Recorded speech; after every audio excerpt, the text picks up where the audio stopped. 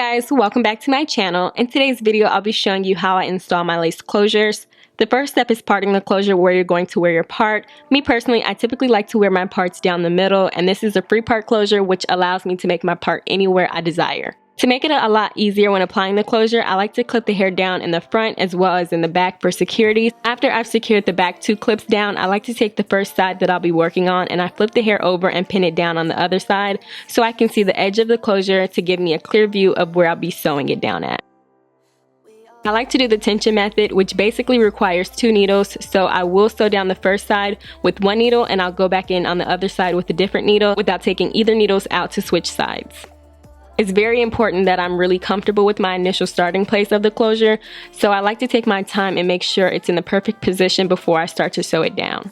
When I feel comfortable enough with the positioning of the closure, I like to take the needle underneath the closure to start it off. That way the knot at the end of the thread is underneath the braid and not visible on top of the closure. I then take the needle to the braid closest to my hairline and I also go under that braid to secure it to the closure. I repeat the step of going underneath the braid, underneath the closure, underneath the braid, underneath the closure, and adjusting the closure to make sure it stays down in place all the way from the top until I get far enough close to the back of the closure.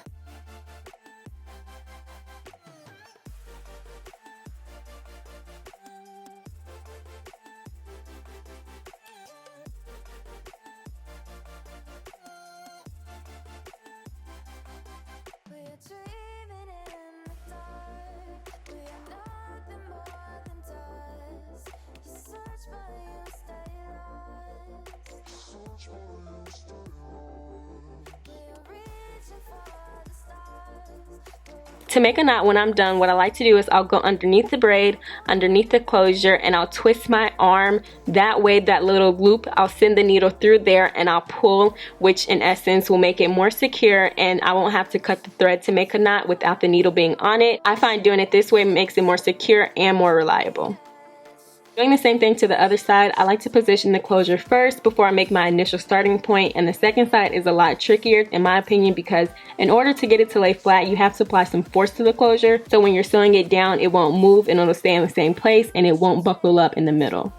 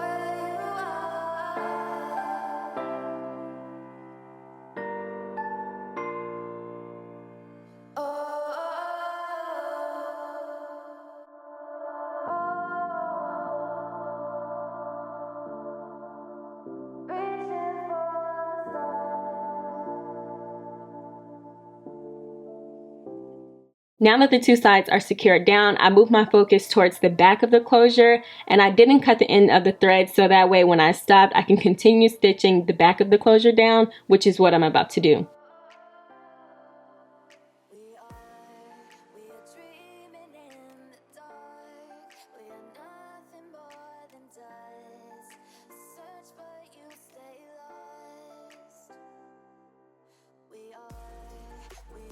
I repeat the same process I did for the sides. I put the needle underneath the braid and then under the edge of the closure, as close to the edge as possible.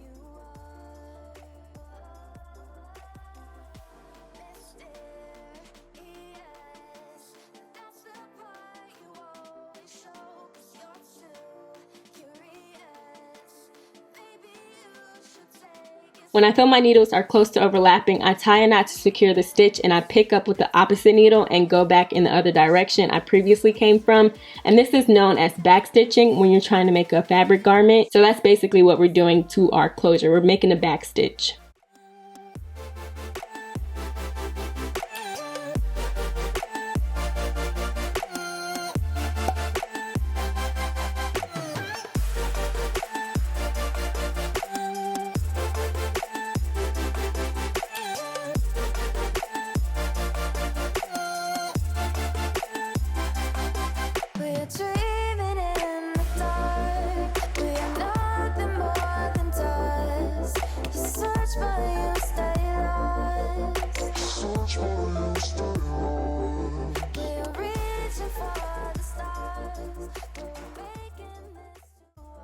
I have heard that nylon thread is better. However, when I try nylon thread, it tends to buckle up on me when I send it through the wefts. So I like to stick with the cotton thread, and I do 2 knots at the end of the thread, 1 knot on top of each other to create a larger knot. Once my closure is sewn down, there's still more to do. So what I like to do first is adjust my part, and I begin plucking a few hairs when I place my part where I want it to be. I personally don't like wide parts. I like a thin part yet natural, and it all depends on the person, especially when you're customizing your closure. I think this is where you can really go ahead and make it how you want it.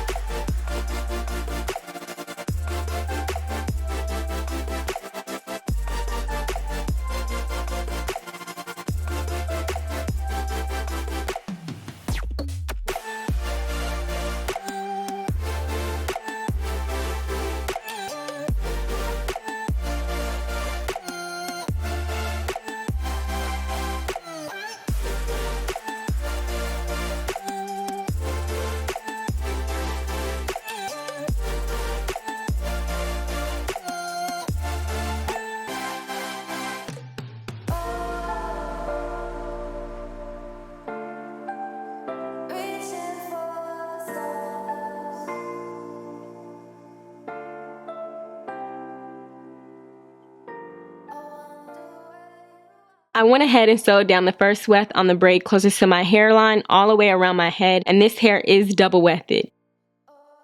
To really secure my closure down before I trim the lace off, I connected the beginning of the weft to the closure where the hair begins to spread the tension out so it's not all on those front braids.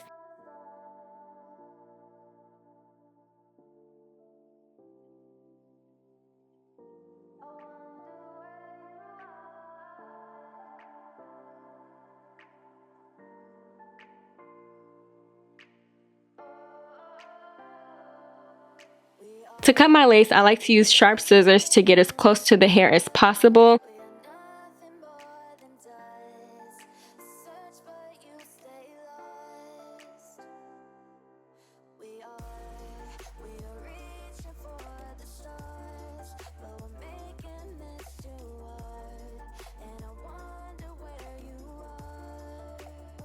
This is how much hair I cut with the lace.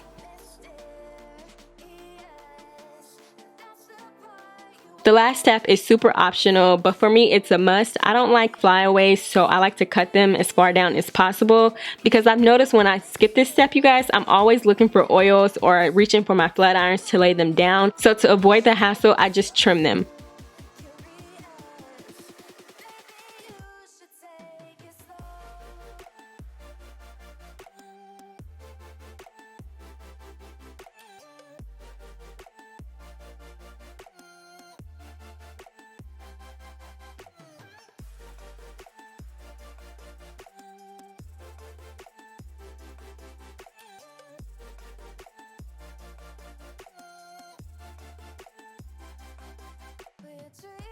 Alright guys, I hope you enjoyed this video. This is how I personally apply my closures. I know there's many methods out there on YouTube showing you how to apply a closure. This is just the one I choose. If you enjoyed this video or found it helpful, please give it a big fat thumbs up. And don't forget to subscribe to my channel before you go. And I'll catch you guys in my next video.